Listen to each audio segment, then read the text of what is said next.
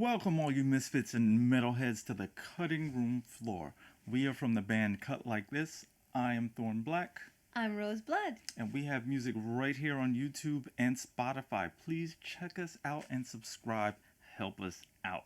Today, we are bringing to you a brand new horror movie that just popped up on Hulu, so we thought we'd check it out for you, called Amulet. Why don't you tell them a little bit about this one, Rose? All right. Well, Amulet is this is more of a psychological with a healthy dose of body horror thrown in, and it is directed by this is the directorial debut of Romola Garai. She is an actress who has now turned to directing, and it's very interesting. I think for those of you who are into like a slower paced, slow burn kind of thing, such as The Witch, Hereditary, those kind of like slow burns, and then you're gonna probably dig this one. It has a lot of symbolism and interesting things like that going on in it.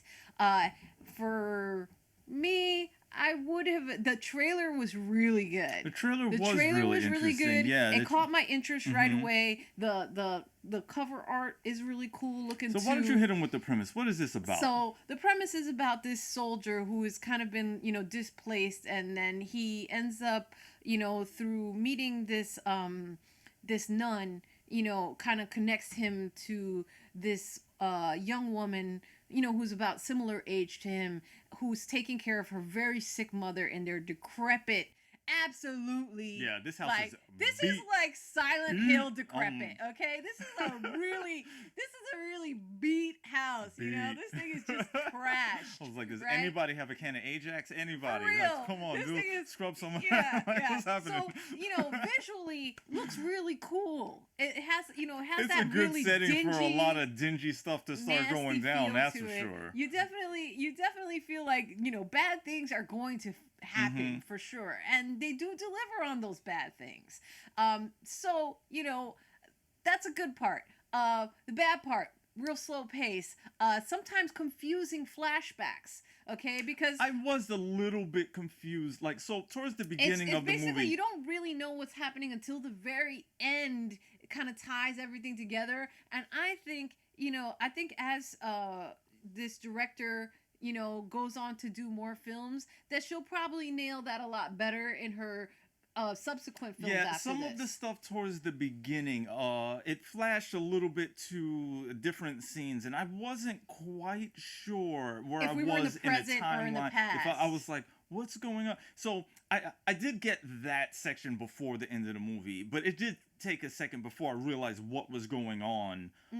I was a little bit confused towards the beginning of it. But then I caught on. I'm like, oh, okay, this is a guy. He used to work for the military in some other country. They never really specify what the scuffle is. Yeah. But he's basically, he basically gets a sweet spot. He's supposed to just be kind of guarding this like isolated kind of border. It seems like he's guarding this border, right? And apparently some atrocities are happening like in other parts, but they never really show any of that. But he kind of implies it. He's on the outskirts of it. His mother made sure that he wasn't in the meat and potatoes or whatever the horrific stuff was happening. So he's on the outskirts, kind of just patrolman-ish. Yeah, just exactly. Biding his time until. But he is supposed to kill anybody that tries to cross this border area. That's like kind of like in the woods and stuff like that. And then it flashes, and then we're flashes to the present, showing to him after all of this happens, and then, he's got a lot of PTSD, guys. Yeah. Homeboy has hella PTSD. He really does. He is haunted. Yeah. So some stuff goes down. We're not going to tell you about any of that, but reasons why he has PTSD, which of course they're going to flash back to for you.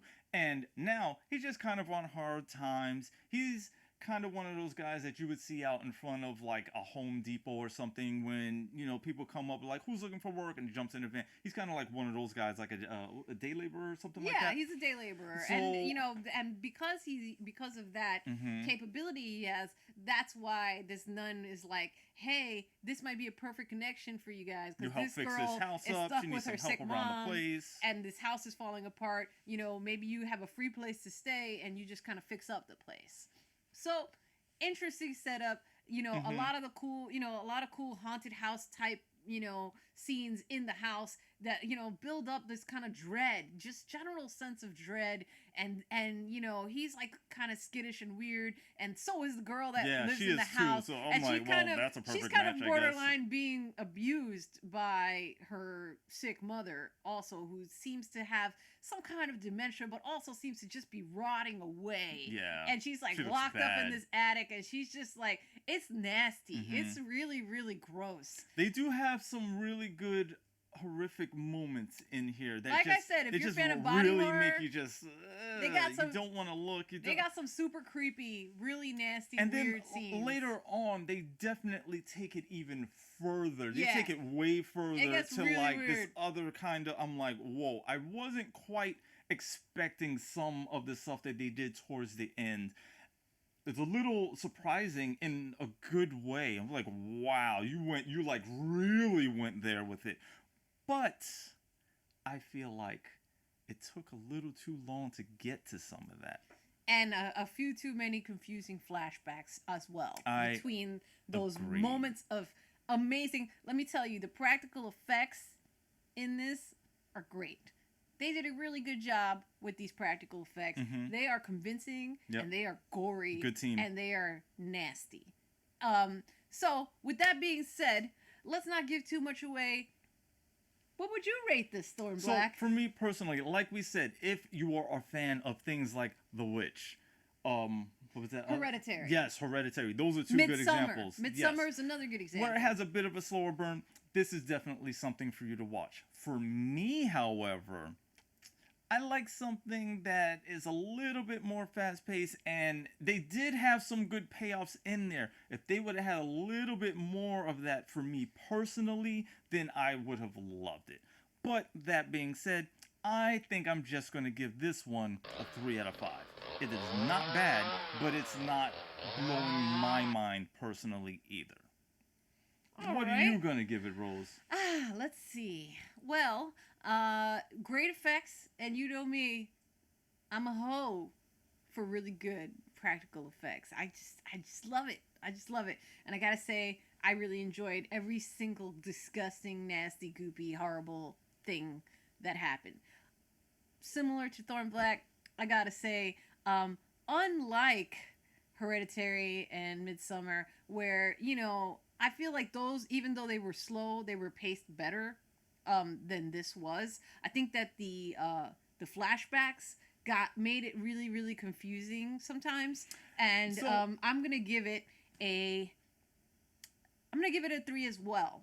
I think that if you are cool with the slow pace and you really dig on some body horror, you're gonna really enjoy this movie. And just go into it knowing that. We kind of went into it because of the trailer was so good. I kind of, you know, I knew that it was probably going to be, you know, psychological, heavy on the psychology. So I knew that it was probably going to be a little slower, but it was even slower than I expected. And I think, you know, it's because I watched that trailer. So now that you've heard our review, you know it's going to be slow. There's going to be some flashbacks. Basically, anytime it's in a big forest area, that's a flashback. So that's my heads up to you guys. That might help you enjoy this more and to understand, like, what's happening. Yep. They do explain everything in the end. You know, it's not an unclear ending. Yeah, it's very, very does clear. Get a lot so more I give them points for that. During the movie. I do like that they wrapped everything up, and they wrapped it up in a different way than you thought it would be as you were watching it. Which is good. You don't want to predict the ending. Exactly. You know? Exactly. So, you know, they put some lore in there. It has some good points to it. I think it's a very strong first movie for this director. So, I would definitely watch more movies that she makes in the future, and I would hope that she learns from the little mistakes that were, you know, as far as like all these flashbacks and things like that. She knows how to make a movie look scary. Like the look of everything I thought was really good. And I think that it really fits the kind of horrible stuff that is definitely going to happen later on. Once again, we are from the band Cut Like This. Please check us out here on YouTube. This is our music Spotify. Playing in the background, by the way, yes, in case you are new to this channel and you haven't heard our music before. And there's a video for it, so check it out. It's called The Sky is Falling. Please do. We directed it and did all the stuff ourselves. This is just like a passion project. You can feel love. Feel that love. Feel it. All right. Until next time, on the cutting room floor, we are out.